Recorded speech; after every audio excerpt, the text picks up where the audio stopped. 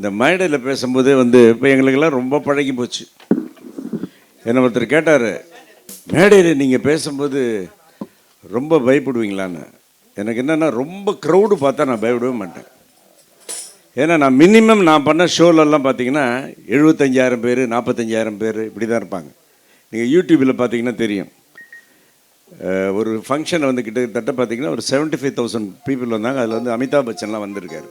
நீங்கள் யூடியூப்பில் பார்த்தா அதே மாதிரி இந்திய சினிமாவின் 100வது ஆண்டு அதுலேயும் பார்த்தீங்கன்னா 60,000 பேர். அப்புறம் பார்த்தீங்கன்னா இன்றைக்கி ஒரு சிறப்பான நாள். என்ன சிறப்பான நாள்னு கேட்டிங்கன்னா, சின்ன வயசுலேருந்தே எனக்கு தெரிஞ்சு ஒரு 6 வயசில் நான் ஒரு நாடகம் பார்த்தேன். எங்கள் வீடு மியூசிக் அகாடமி பின்னாடி. அந்த நாடகம் பார்த்துட்டு ஓன்னு அழுக. எண்டில் முன்னாடி இந்த மியூசிக்லாம் வாசிச்சுட்டு இருப்பாங்க இல்லையா, அது பின்னாடி உட்காந்து பார்த்துட்டு இருக்கோம். அந்த மியூசிக் வாசிக்கலாம் கேட்குறாங்க, ஏன் தம்பி இப்படிலாம் அழுகுறீங்கன்னு. அந்த தாத்தா அவர் எண்டில் பார்த்திங்கன்னா அந்த சீனில் அவர் இறந்து போயிடுவார். அந்த தாத்தா இறந்து போய்டுவார்.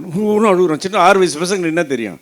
அவர் சொன்னார், அவர் சாகலை, இந்த ட்ராமா முடிஞ்சு போய் வெளியே போய் பார்த்தீங்கன்னா அவர் வருவார். அப்போ நாங்கள் என்ன நினச்சோம், ஒருவர் அப்படி போயிட்டு உயிரோடு வராருன்னு. பார்த்தீங்கன்னா வெளியே ஒரு க்ரௌடு நிற்கிது. கிட்டத்தட்ட ஒரு 25 நிமிஷம் கழிச்சு கதர் வேஷ்டி கதர் சட்டி விபூதியோடு ஒருத்தர் வராரு. அவரை பார்த்து கத்துறாங்க, நடிகர் திலகம் சிவாஜி கணேசன் வாழ்கன்னு. அந்த கூட்டத்தில் வாழ்கன்னு சொன்ன ஒரு 6 வயது சிறுவன் இந்த சின்னி ஜெயந்த் என்பதை இங்கே குறிப்பிட கடமைப்பட்டிருக்கிறேன்.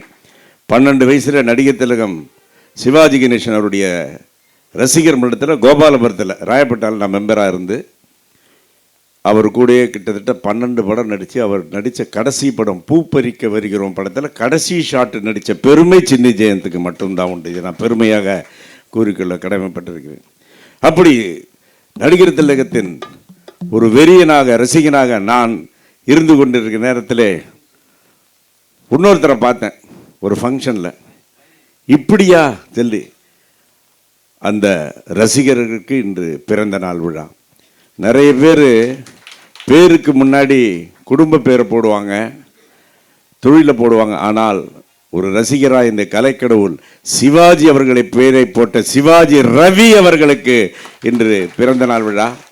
நான் இப்படி ஒரு சிவாஜி கணேசனுடைய ரசிகனின் வெறியினை பார்த்ததில்லை. இவர் என்னை பொறுத்த நாங்கள்லாம் கொலிக்ஸ்னுவாங்களே, அது மாதிரி சிவாஜி ரசிகருடைய கொலிக்ஸ் நாங்கள்லாம். நான் ரவி சார்லாம் அவ்வளவு நெருங்கி. அதே மாதிரி இந்த ஃபங்க்ஷன் பண்ணார் இல்லையா, யார், நவீன் ஃபைன் ஆர்ட்ஸ் பன்னீர், அவருக்கு ஒரு கைத்தட்டல் தட்டினோம்.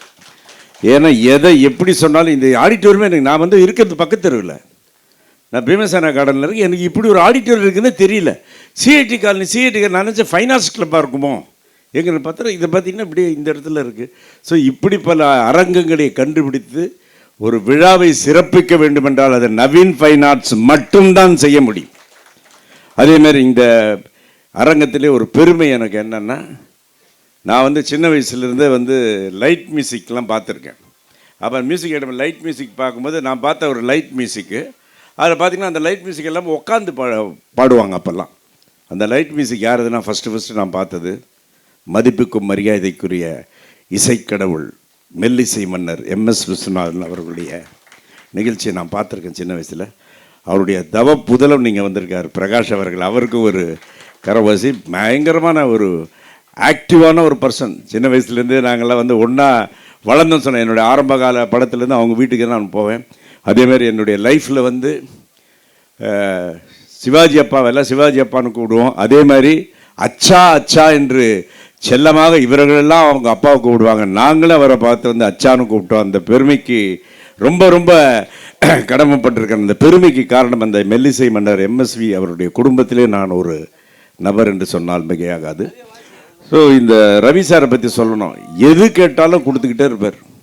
யார் கேட்டாலும் ஸ்பான்சர்ஷிப் கேட்டால் கொடுப்பார், ஏதோ ஒரு ஹெல்ப் பண்ணாலும் கொடுப்பார். அந்தளவுக்கு ஒரு அருமையான ஒரு மனிதர். எல்லாருமே மேடைக்கு வந்த பிறகு பொன்னாடை போத்துவாங்க, மாலை போடுவாங்க. நாங்கள் எல்லாம் கலைஞர்களாக இருப்பதால் கலையையே அவருக்கு ஒரு அன்பளிப்பாக தருகிறேன்.